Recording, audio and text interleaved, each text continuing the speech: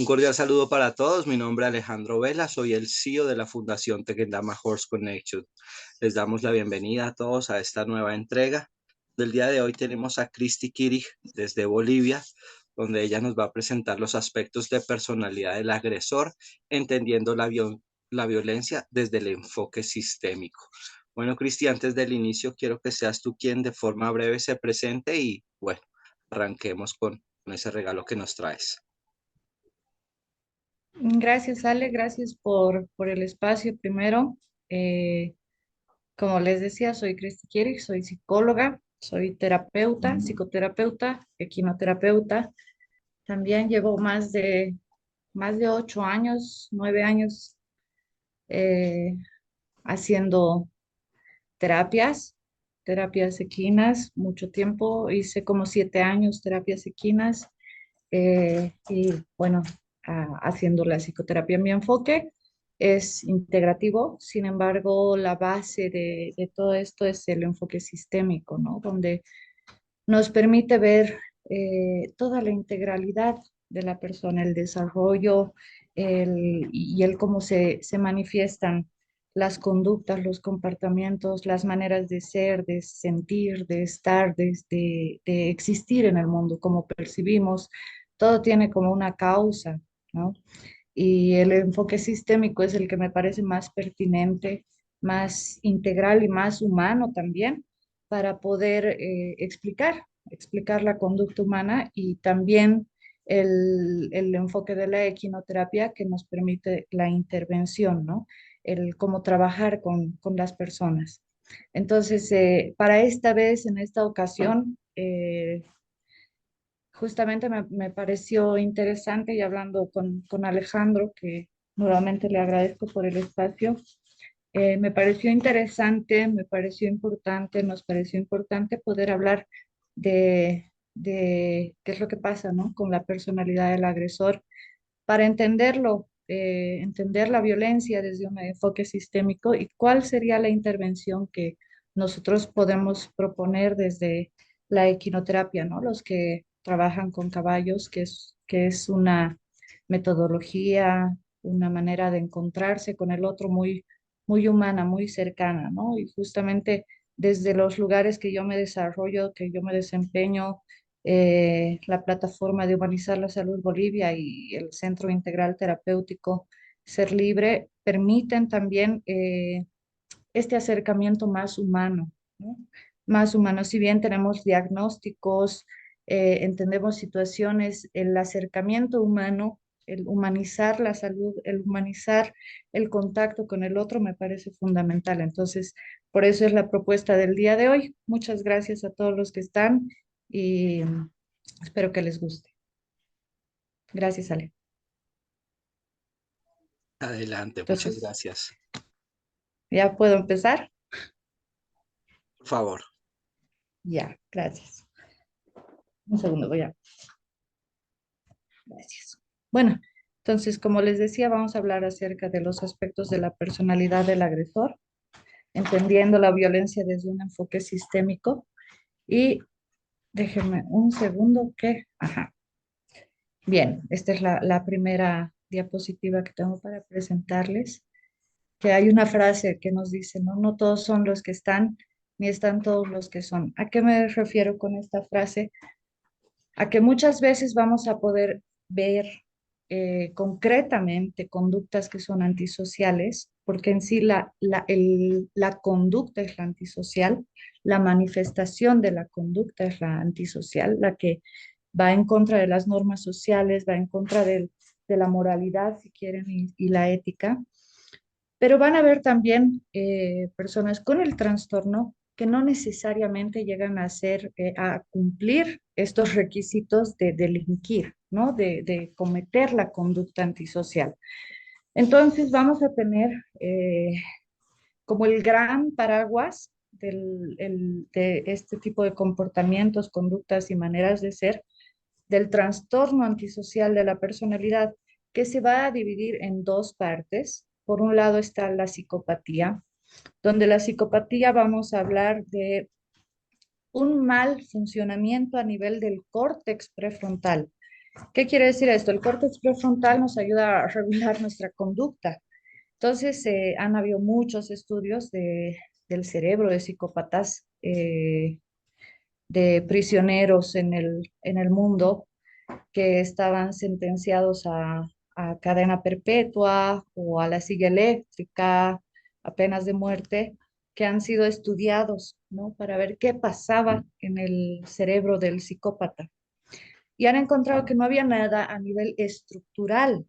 Sin embargo, hay algo a nivel de la funcionalidad del córtex prefrontal que hace que justamente las características que vamos a ver más adelante se desarrollen en estas personas. Y por el otro lado tenemos a la sociopatía. La sociopatía tiene que ver con la sociedad, o sea, con el tema de que la sociedad lo ha hecho. Pero ahí también va a haber una estructura de personalidad que va a estar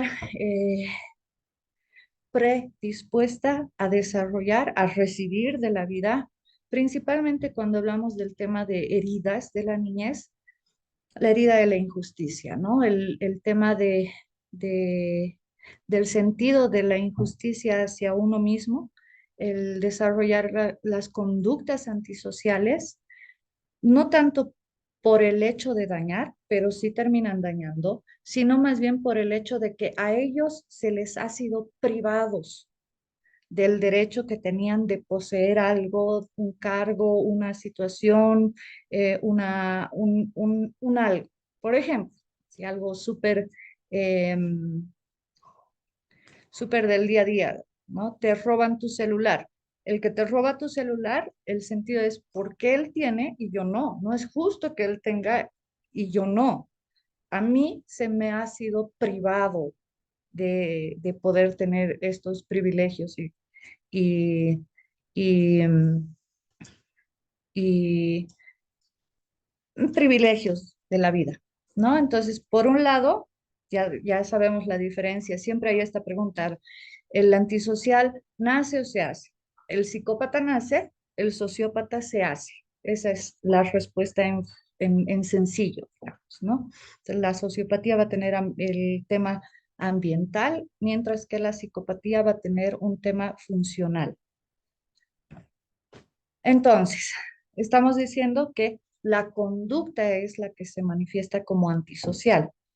¿Qué tiene que ver esto? Que va a abarcar, como dice en la diapositiva, un alto rango de actos y actividades que infringen las reglas y las expectativas sociales, que tiene que ver, como les decía hace rato, con la moralidad, ¿no? O sea, con las reglas sociales, por ejemplo, el hecho de no dañar, ¿no?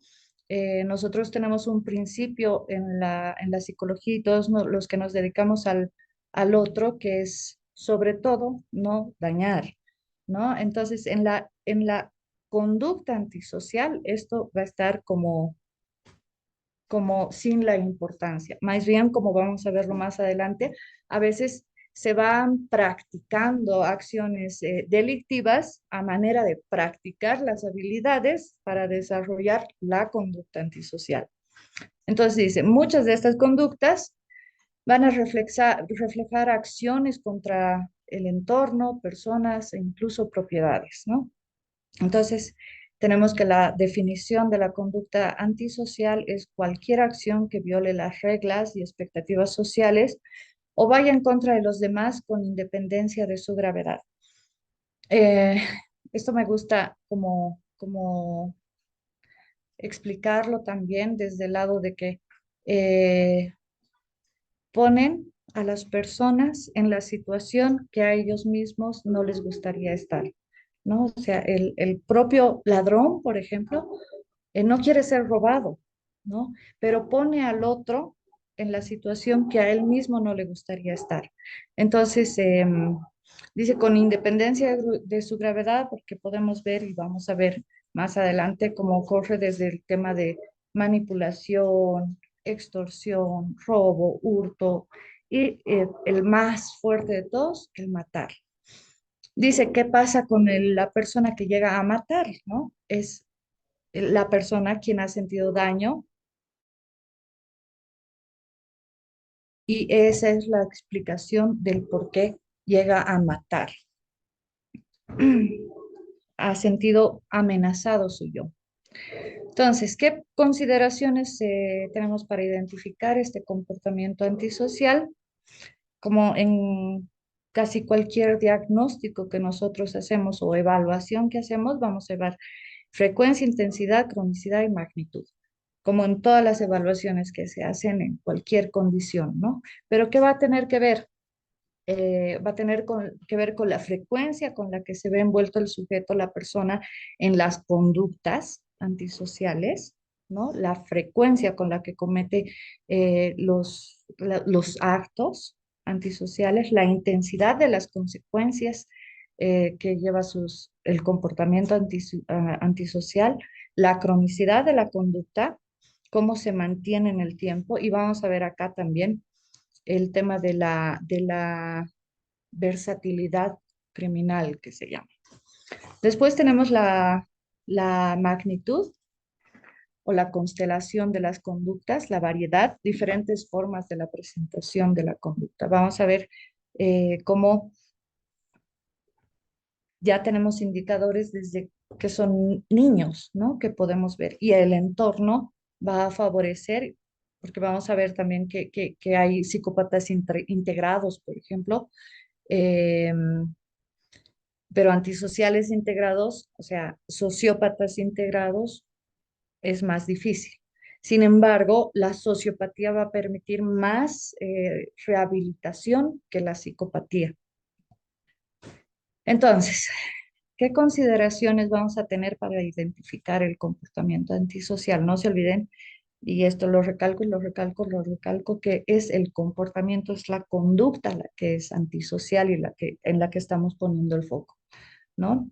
Entonces dice, la mayoría de los adultos con problemas antisociales fueron antisociales en la infancia. Esto lo vemos con el trastorno negativista desafiante, que es el que se presenta en niños, ¿no? Donde ya podemos ver justamente conducta desafiante, o sea, desafío a la autoridad, no hay respeto por los padres, eh, hay una como mm, no sé cómo decirles, cómo explicarles, manifestaciones conductuales que van a ir en contra de la ley. Por eso es el tema, el diagnóstico es trastorno negativista desafiante, ¿sí? Va a existir una continuidad desde la infancia, ¿no? Que vamos a poder viendo ya rasgos, características de esta conducta negativista, de esta conducta que se opone, oposicionista, y va a desafiar también de alguna forma. Hay una película súper interesante que se me viene ahorita a la cabeza para poder entender esta parte de la conducta negativista desafiante, que es, tenemos que hablar de Kevin, se llama la película, a ver si pueden verla para poder entender mejor esta parte. Va a implicar un paso de una serie de pasos intermedios para identificar la conducta. Eh, Tenemos la necesidad de identificar la aparición de la conducta antisocial en la infancia, porque ¿qué es lo que pasa? Desde dónde, y eso lo vamos a ver más adelante también, desde dónde estamos validando al niño, ¿no? Es un tema conductual que que se puede en realidad modificar, ¿no ve? Porque estamos hablando de estímulo, respuesta y cómo el estímulo mismo es reforzador y la conducta misma es reforzador de la propia conducta. Entonces, ¿cómo estamos nosotros como padres reforzando también la conducta? Entonces, reconocer nos va a poder ayudar a modificar los patrones conductuales. O sea, las personas dicen no cambian, sin embargo, podemos modificar esquemas. Entonces, vamos a trabajar en esa modificación de esquemas, ¿no? Reconocimiento y trabajar también en familia, ¿no? Para poder tener más habilidades paternales, filiales, para poder no reforzar las conductas antisociales eh, y más bien poder fomentar las conductas prosociales, que son las que vamos a ver más adelante. Entonces, vemos, ¿no? Que la conducta delictiva se ha dado a pasos, eh, y aquí como una mención, es mucha gente comete delitos solamente por el hábito de cometer delitos, ¿no? eh, Hay como, está ahí mismo, como les decía, tiene que ver con el conductismo, el mismo refuerzo en la conducta delictiva, por dónde has sido visto, por dónde has sido contenido, por dónde has existido, desde dónde también te ha reconocido tu grupo de pares, ¿no? Entonces, desde dónde estás viendo es desde dónde refuerzas la conducta, ¿no? Entonces, eso es como la clave de todo esto, ¿no? Otro aspecto de la conducta delictiva es la oportunidad. Tiene que ver con eso, con la, la oportunidad de poder delinquir, por lo menos al principio.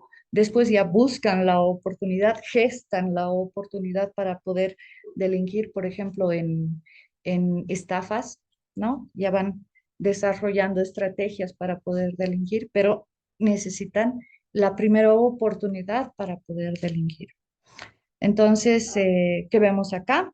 Que la construcción de valores tiene que ver con creencias, eso lo sabemos muy bien, y que aquí me parece importante también mencionar que una creencia está mucho más arraigado que un pensamiento. O sea, es mucho más difícil trabajar en creencias que trabajar en el pensamiento mismo. O sea, es como el pensamiento puede pasar, pero la creencia está arraigada en la persona.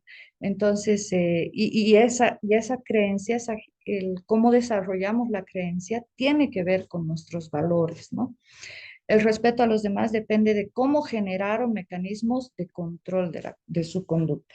Entonces, no tiene que ver con el tema de, pero no nos olvidemos, estamos hablando de un trastorno negativista desafiante en la conducta, en la niñez, ¿no ve? Si hablamos de control conductual, el mismo trastorno desafiante va a oponer. Entonces hay que gestar habilidades prosociales en el control de la conducta, o sea, esto de límites con amor, límites empáticos, escucha activa, todas esas conductas prosociales son las que hay que fomentar, desarrollar, y eso nos permite el caballo, todos los que hemos tenido el placer, el gusto de trabajar con caballos, que sí es posible trabajar.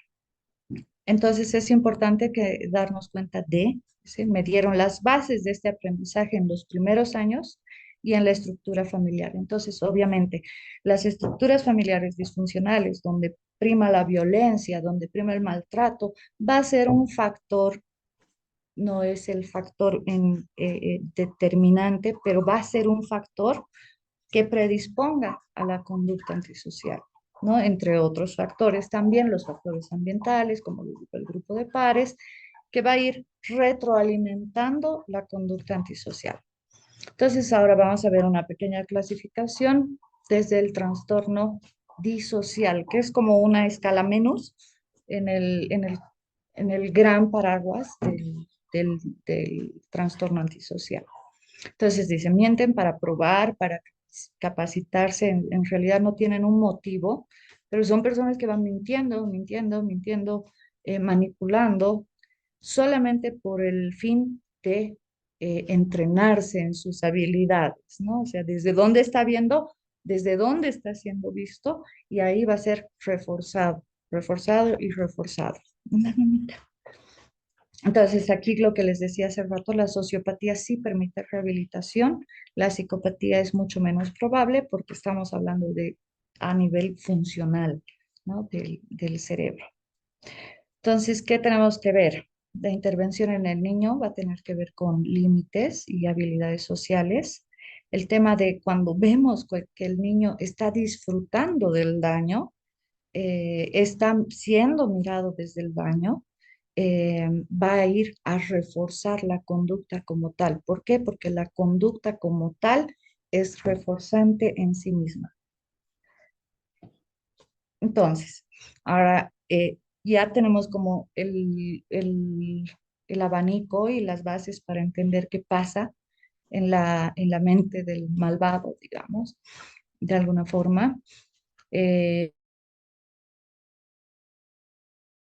Conducta delictiva, ¿no? Y ahora vemos qué pasa desde el enfoque sistémico. Este enfoque, como les decía, va a permitir la comprensión de la interacción de los factores genéticos, neurofisiológicos, neuropsicológicos, cognitivos, familiares y sociales que han predispuesto la aparición de esta conducta, ¿no? Y han reforzado esta conducta. Entonces tenemos la configuración de la sistémica, va a definir el trastorno antisocial como una excepción. Eso es bien bonito, ¿no? Es una excepción de la condición humana, debido justamente a la intrincada relación de los factores que son indispensables para su formación. O sea, todo, como diríamos, todo el cóctel que se ha dado ambientalmente, internamente, socialmente, con los refuerzos, con todo eso, todos los factores que se han dado en su configuración para que se dé la formación. Por eso la sistémica dice, es una excepción de la condición humana. Gracias a Dios. Entonces, se pone énfasis en la importancia de la empatía porque justamente ese es el punto donde nosotros vemos que hay más fallas, donde ha sido menos reforzado en el tema de la empatía. Carecen de empatía, sin embargo, pueden reconocer la empatía en el otro y tomarla a su favor, ¿no? Entonces, la empatía lo reconocemos como un proceso indispensable para el desarrollo moral en la sociopatía, en la psicopatía, en el trastorno antisocial, en la conducta antisocial, ausente en este espectro. Entonces se añade la organización de identidad a partir de un estilo de apego inseguro. O sea, nunca han sentido la seguridad, o sea, el apego, nunca han podido desarrollar un apego seguro. Estamos hablando más bien de un tipo de apego inseguro, por lo que se plantea la hipótesis de la incapacidad de manejar la angustia de separación asociada a las experiencias amorosas también, que van a ir reforzando también esto, ¿no? O sea, todos son malos, todos hacen las cosas a su favor, ¿por qué voy a hacer contrario? Todos usan, todos manipulan, no se olviden que la herida que viene es una herida de injusticia, entonces, ¿por qué yo no voy a hacer? ¿No? Entonces, y tiene que ver con este tema del apego inseguro y las relaciones amorosas, las expectativas amorosas van a ir a reforzar también esta conducta, ¿no? Por lo que se plantea como precipitante de las conductas destructivas. Y aquí también me gustaría eh, plantearles que a veces cuando hay frustración, estas sensaciones de que la vida es injusta y todo aquello, hay personas que lo van a volcar hacia uno y hay personas que lo van a volcar hacia otro. En las teorías de personalidad de Millon nos plantea que nosotros buscamos refuerzos placenteros o displacenteros, o sea, placer, displacer, lo buscamos en uno mismo o lo buscamos en los otros y lo buscamos o de manera activa o de manera pasiva. Entonces, acá van a buscar hacia afuera, o sea, ponen hacia afuera su frustración. Y un principio de la psicología, principalmente del área del psicoanálisis, nos dice que a mayor frustración en el ser humano, en la persona, va a haber mayor agresión. La diferencia va a estar en que si esa agresión la llevas hacia adentro, por ejemplo, el cutting, el consumo de sustancias, etcétera, etcétera, etcétera, o si va a ir hacia afuera, a la violencia, hacia los otros, ¿me entiende? Entonces, eso me parece importante. Desde el pensamiento sistémico, el enfoque sistémico hace referencia a una manera de pensar. Bateson considera que el todo no es la suma de sus partes, o sea, no podemos fragmentar al ser humano, sino que establece que a partir de las relaciones, o sea, la persona se va a estructurar a partir de las relaciones de sus componentes, ¿no? Yo siempre hago el ejemplo de que somos como un reloj suizo hecho a mano con sus engranajes, ¿no?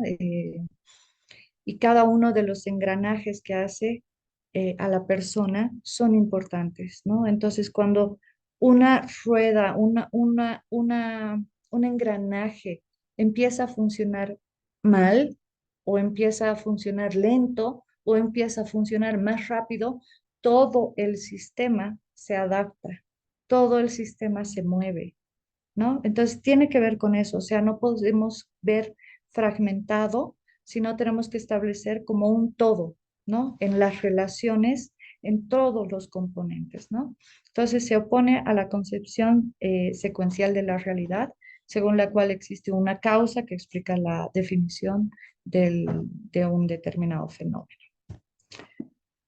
Hay una escala de un teórico que estudió mucho los trastornos antisociales, la psicopatía, que es de Robert Hare, y él nos hablaba de 20 ítems que abarcan los rasgos de las conductas, los indicadores y contraindicadores que tienen mayor consistencia interna y fiabilidad para la medición, ¿no? Para la detección, para la evaluación del trastorno antisocial, de la psicopatía también.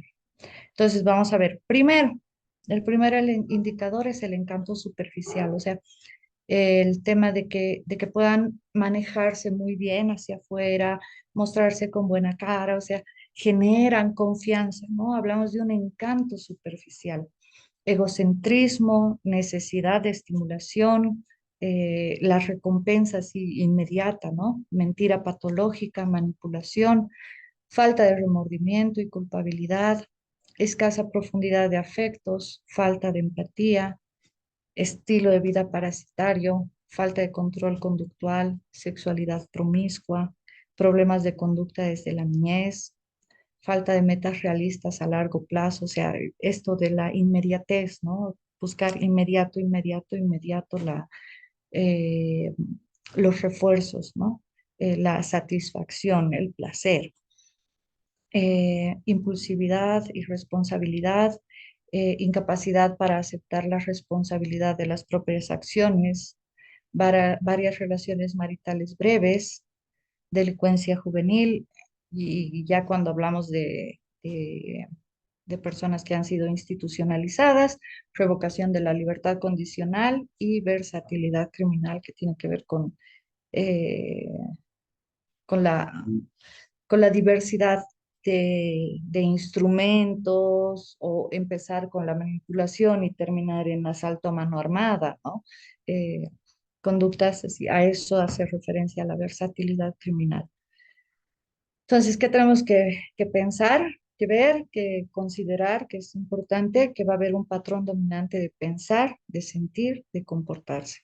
Como en todas las personalidades, como en todos nosotros, tenemos una forma muy particular que va a tener que ver con lo ideográfico, ¿no? O sea, con nuestra historia de vida, que va a ir también reforzando de alguna manera nuestra manera de pensar, de sentir y de comportarnos.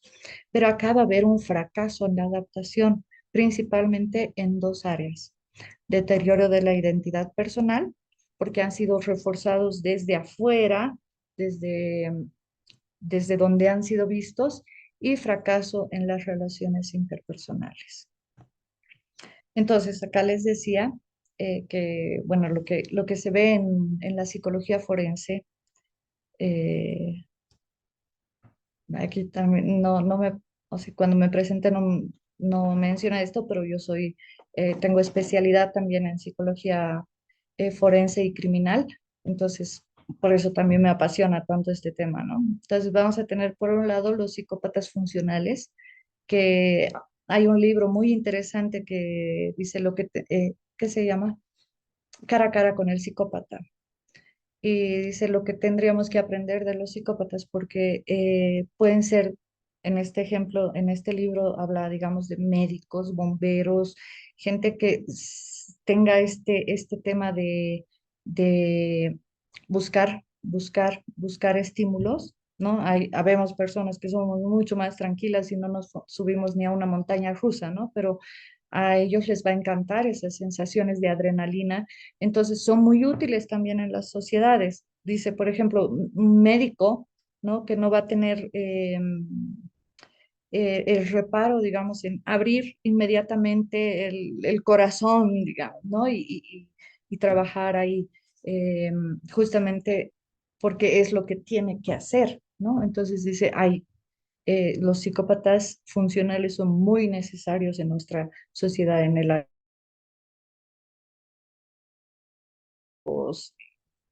gente que pueda actuar rápido, ¿no? Después tenemos los psicópatas criminales adaptados y los psicópatas criminales convictos. Entonces, ¿qué vamos a ver aquí? El tema de peligrosidad. Obviamente, los psicópatas funcionales son útiles a la sociedad y ahí vemos que el tema de la peligrosidad en tanto a puedan ejercer daño a la sociedad.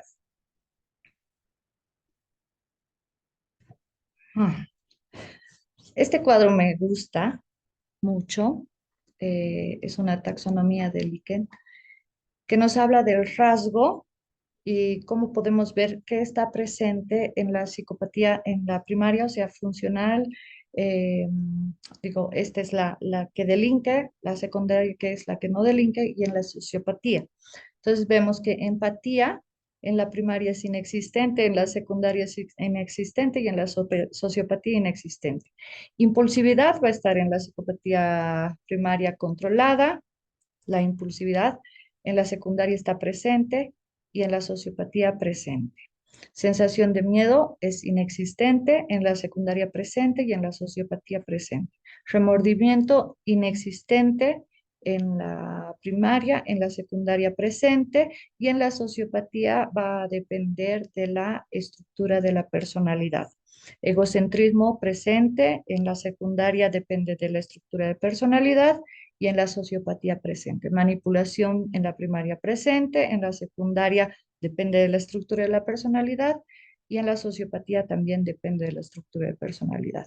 Emociones fingidas y controladas, en la secundaria explosivas y en la sociopatía depende de la estructura de la personalidad. Entonces, en la teoría general del crimen se enfatiza las personas con falta de autocontrol que tienden a buscar la gratificación inmediata, eso ya lo habíamos visto, está orientado hacia el ahora y no hacia el futuro.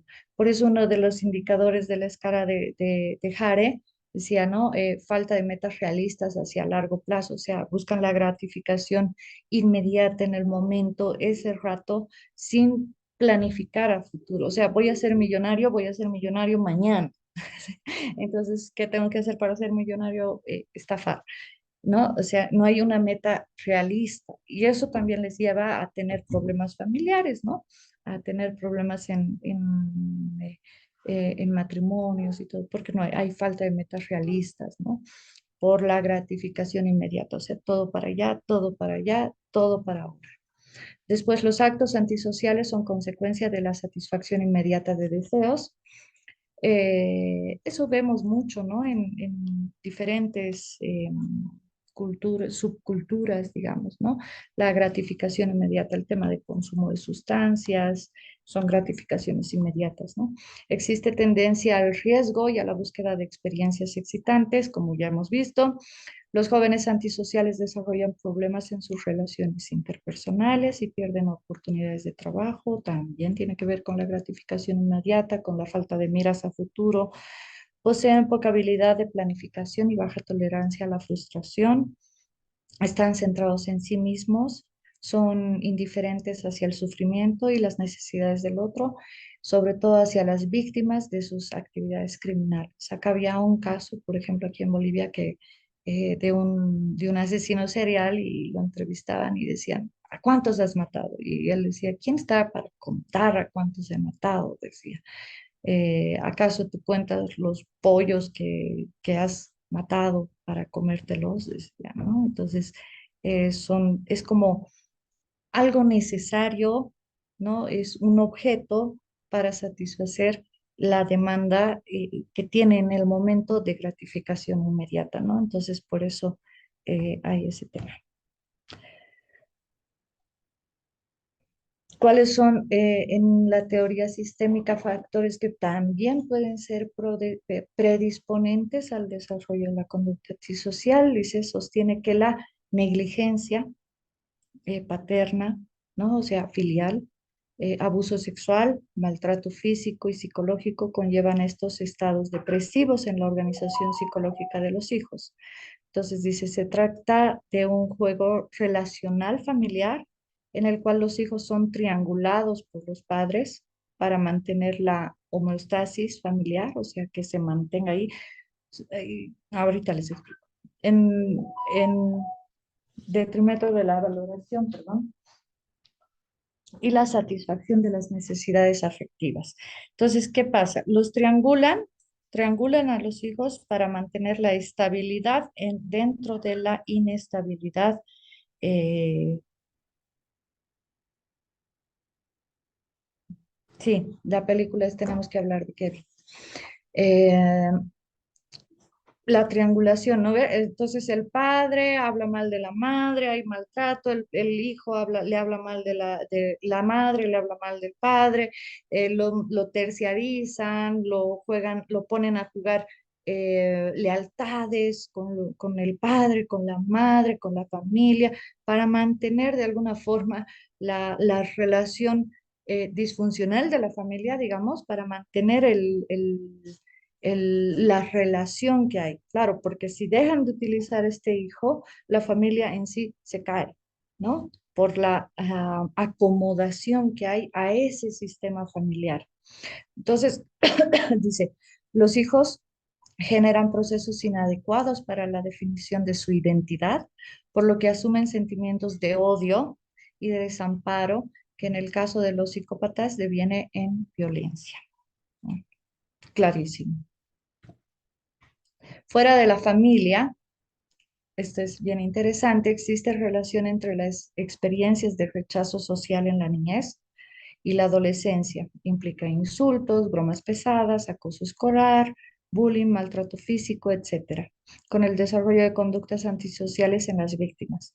Otro factor relacionado con el desarrollo de comportamientos antisociales es el fracaso escolar. Entonces, lo que ven, ¿no? Es la suma de todo, cómo se ha hecho como el cóctel perfecto para desarrollar este tipo de conductas, ¿no? Em,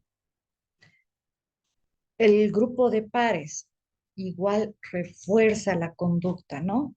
Refuerza. Siempre es importante ver, lo vamos a ver ahorita, desde dónde está siendo visto, ¿no?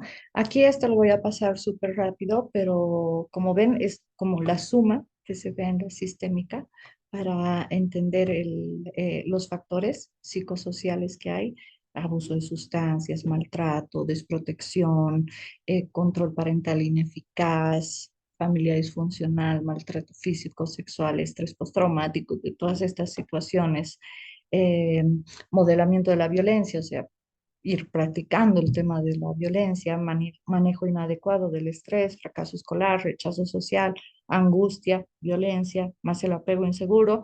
¡Trrrrum! Es todo el cóctel que tenemos para desarrollar las conductas antisociales. Ahora sí, ¿cómo podemos reforzar las conductas prosociales mediante el caballo? No nos olvidemos que eh, dentro del conductismo, que es mucho que se utiliza en el trabajo con caballos, eh, ningún estímulo coercitivo es un reforzador de la conducta. O sea, la violencia eh, puede sostener, o sea, más que reforzar o cambiar una conducta, va a sostener que la violencia es la manera de sostener la conducta, o sea, de solucionar los problemas, ¿no? El consumo de drogas, el tema de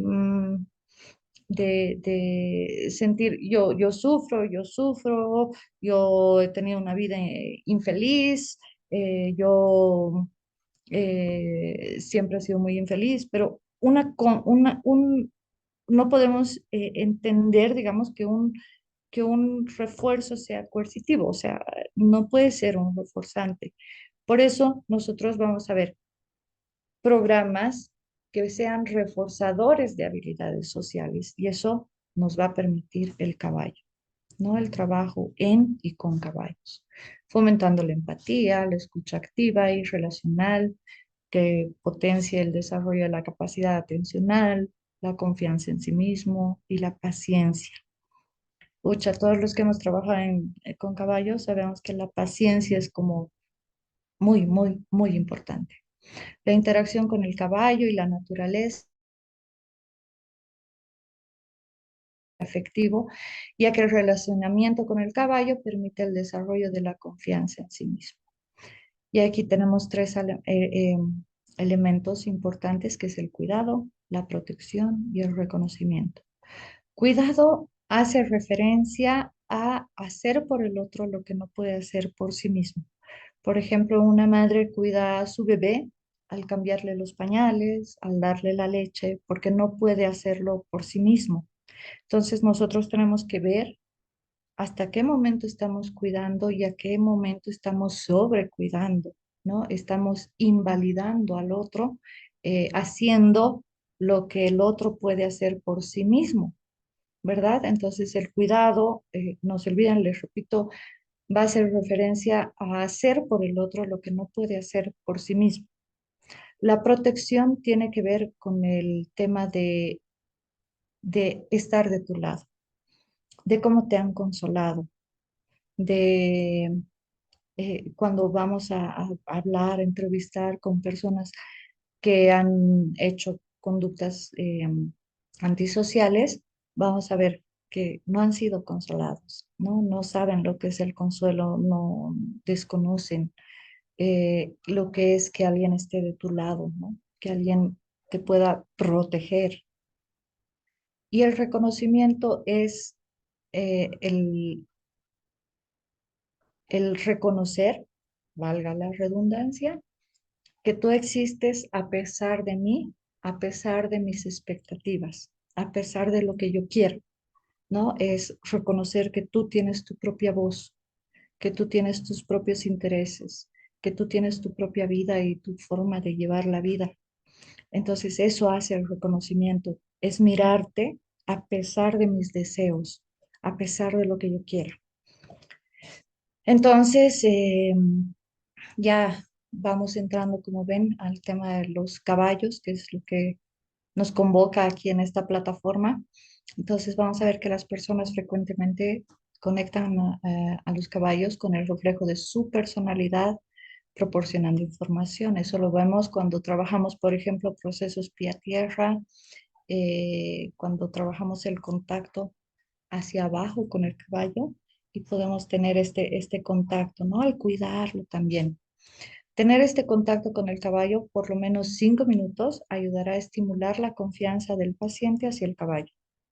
Tomar conciencia de todos los sonidos, movimientos del caballo, ayudará en la concentración del paciente en el trabajo con el caballo y en la terapia en general. Esto como manera general.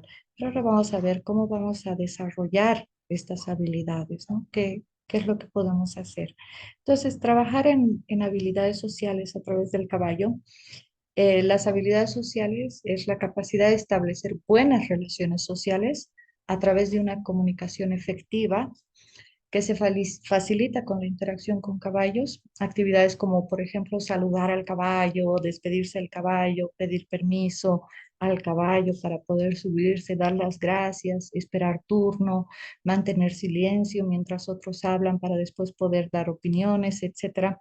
Estas van a ser habilidades que nos van a ayudar a mantener una buena relación con los demás.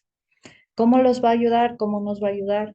Eh, una vez que logras establecer relaciones sociales exitosas, se fortalece la comunicación, una comunicación afectiva, efectiva, eh, se establecen acuerdos más fáciles y se beneficia nuestra capacidad de liderazgo. Es aprender a comunicarse, ¿no? Aprender a respetar al otro. O sea, hay teorías que dicen que todos tenemos estas habilidades, pero hay que desarrollarlas, ¿no? Hay que potenciarlas, hay que trabajarlas.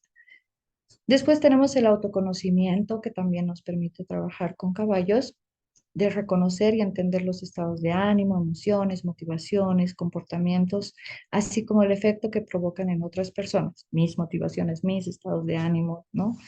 Hay personas que dicen, ¿no? Hay personas que son como personas vitamina para nosotros y hay personas que son como vampiros emocionales para nosotros, ¿no? Entonces, reconocer, entender cómo nosotros, nuestro yo influye en el otro y el otro también influye en mi yo, ¿no?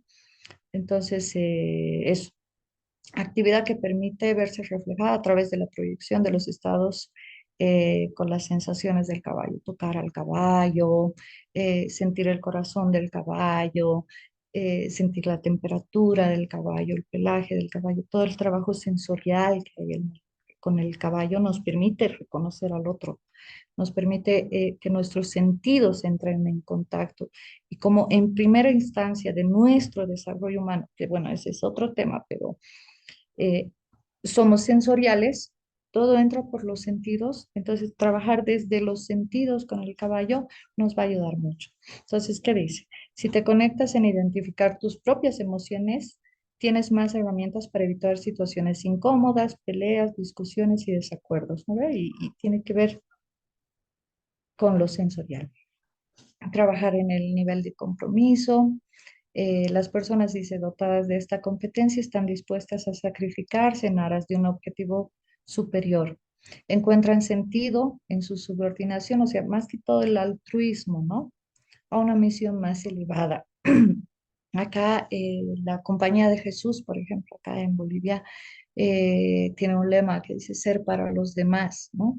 Entonces es como este sentido de que mi misión sea para a más grande, llegue a más, ¿no? Y procurar el cuidado del caballo trabaja a este nivel, o sea, el cepillarlo, el limpiar su establo, o sea, el ocuparse de la vida, ¿no? De otro ser humano nos va a ayudar a trabajar el nivel de compromiso. Entonces, para clarificar las alternativas y tomar decisiones adecuadas, buscando activamente oportunidades para cumplir la misión del grupo o individual. Después tenemos trabajar en la motivación, que lograr sentir una pasión por una actividad más allá del dinero o el estatus, o sea, que te guste lo que hagas, que te plantees que hasta lo harías gratis, digamos, ¿no? Por decirlo, ¿no? Determinación para la lucha en objetivo con energía y perseverancia. ¿Cómo te ayuda esto? La motivación es la mejor arma contra la rutina. Cuando logramos sentirnos motivados y amar lo que hacemos, somos mucho más productivos. Trabajar en mediación del impulso también es la capacidad de controlar nuestros impulsos y comportamientos negativos.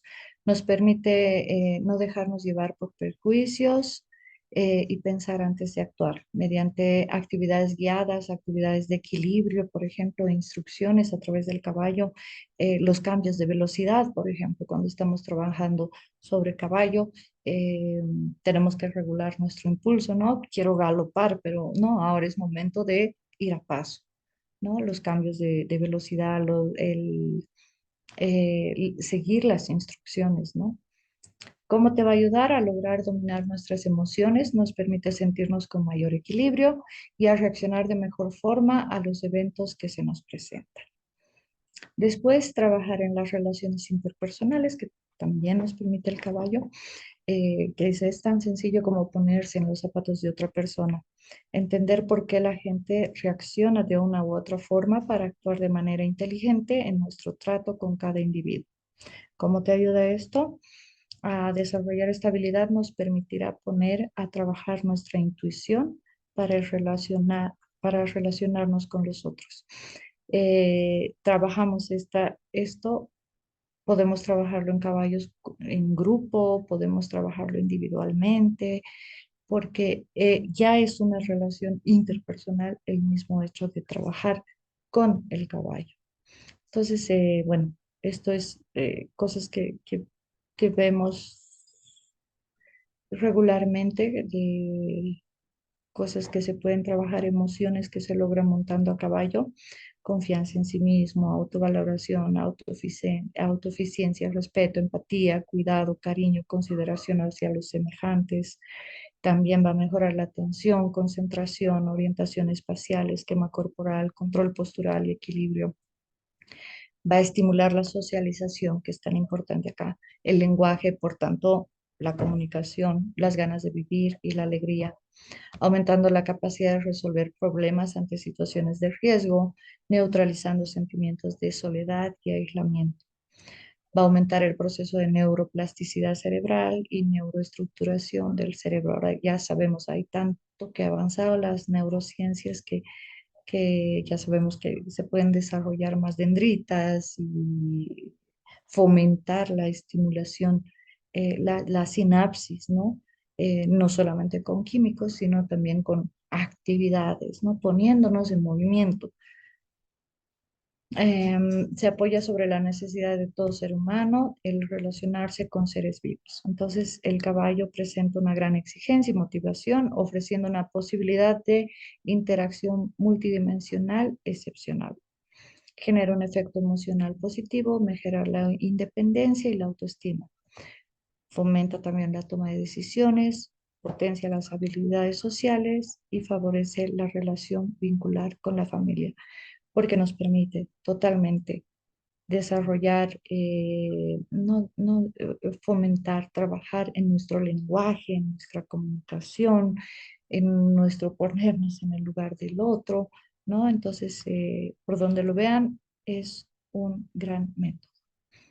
Gracias por estar acá. Yo quiero mencionar a las dos instituciones que me respaldan siempre, Humanizar la Salud Bolivia y Mi Casa Ser Libre.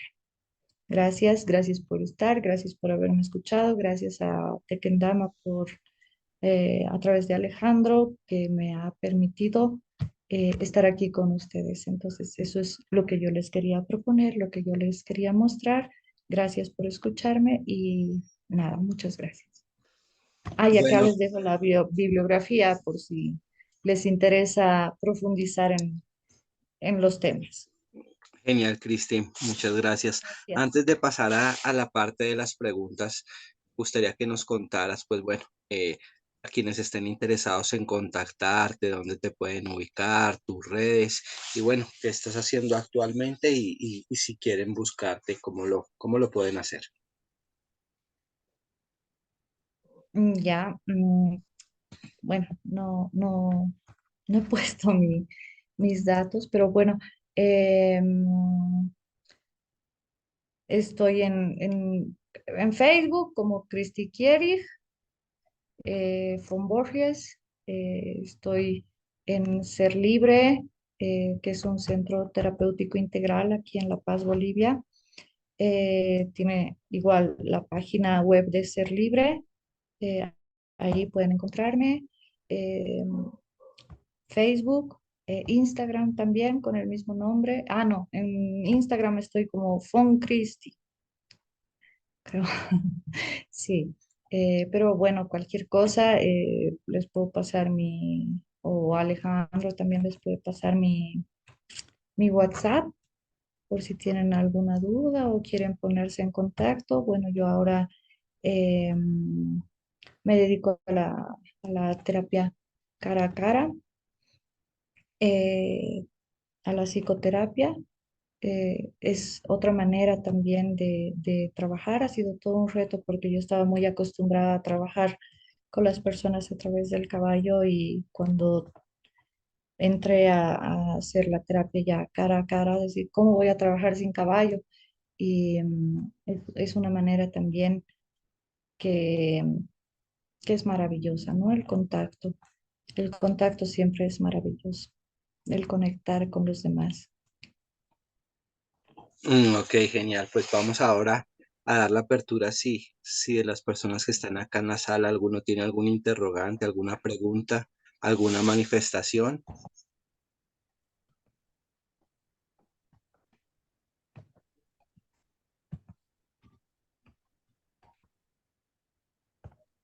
Yo quería hacerte una pregunta, Cris. Muchas gracias por tu exposición muy bonita, súper interesante. Me Gracias. queda curioso un poquitín cómo están las leyes en Bolivia en respecto a los agresores. O sea, hay refuerzo de ley, la ley va bien, están en concertación con los abogados, los jueces, no sé. ¿Hay verdaderamente una ley firme para estos agresores? A ver, te comento que en Bolivia la pena máxima es de 30 años y no es acumulativa. O sea, puedes haber robado, estafado y matado, te van a condenar por por el delito más grave. No es sumatoria la condena aquí en Bolivia. Y la condena máxima es 30 años. Ahora, en Bolivia no hay división ni tipificación. eh, Hay centros que en teoría son evaluados para el tema de la peligrosidad, ¿no? Entonces tenemos, por ejemplo, Chonchocoro, que es una prisión de máxima seguridad. Sin embargo, la sobrepoblación que hay penitenciaria hace que esté todo mezclado. Entonces, acá hay algo como que dicen, el que entra sale peor. Entonces, no hay no estamos muy bien, ¿No digamos, tienen en programas temas. sociales para la rehabilitación? Lo que pasa es que ponte, hay un psicólogo para, qué sé yo, 700 presos, ¿no? Un psicólogo que tiene que hacer las evaluaciones, los peritajes, tiene que hacer las evaluaciones y la terapia. Entonces, depende mucho de instituciones que vayan y presenten programas, pero no son programas fijos. No son programas fijos de intervención, entonces muchas veces se quedan encajonados, no hay seguimiento, no hay forma, digamos. Entonces estamos un poco flaqueando con estos temas, más que hemos tenido conflictos políticos también, cambios. Pues, tú sabes, no creo que solamente aquí en Bolivia, sino creo que en todas partes o en Latinoamérica hay cambio de cabeza, hay cambio de todas las estructuras, ¿no? Correcto, Entonces correcto. no permite continuidad en los sistemas, no permite continuidad en los programas, ¿no? Todo eso pasa a nivel estatal, ¿no? Políticas públicas, hay organizaciones. Tuvimos un presidente que retiró a todas las ONGs que prestaban apoyo porque decía que se pagaban sueldos millonarios y quitó todo el apoyo de las ONGs que de alguna forma sí brindaban atención, ¿no? Y daban alguna continuidad con programas, pero no hay programas sostenidos. Gracias. Gracias. Qué macana, ¿no? Terrible. Estamos igual. Sí, toda Latinoamérica vamos por ahí. Estamos igual. Sí. Ok, ¿alguien más que quiera, tenga alguna pregunta o tenga alguna manifestación?